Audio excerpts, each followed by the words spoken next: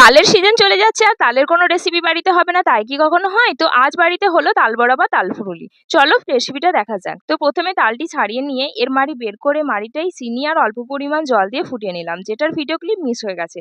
তারপর এরই মধ্যে অল্প অল্প করে আটা দিয়ে একটা ঘন ব্যাটার তৈরি করে নিতে হবে। ততক্ষণ চলো আজকে সাউট আউটগুলো দেখে নেওয়া যাক। সামিহা বলেছে তোমার ভয়েসটা দারুণ।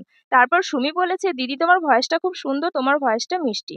অনেক অনেক থ্যাঙ্কস তোমাদের। ব্যাটারটা তৈরি হয়ে গেলে এখানে উনুনে তেল গরম করতে দিলাম, তারপর একটা দুটো চেক করে নিয়ে দেখছিলাম কেমন হচ্ছে, তো টেস্ট করে বুঝলাম মিষ্টি অনেক কম হয়েছে, তাই আবার চিনি ঢালা হলো। দেন একদম পারফেক্ট হয়ে গেছে। আমার তো খুবই ভালো লেগেছে। আর আমাদের মারিয়ামের রিভিউ তোমরাই দেখে নাও। তোমাদের মধ্যে অনেকেই জানতে চেয়েছে যে মারিয়াম আমার কে হয়, তো বলি মারিয়াম হচ্ছে আমার বোন, আমার বড়াবুর মেয়ে। ভিডিও কেমন লাগলো অবশ্যই অবশ্যই কমেন্টে জানিও। যদি ভালো লাগে লাইক করো। আর নেক্সট ভিডিওর জন্য চ্যানেলটা সাবস্ক্রাইব করতে ভুলো না।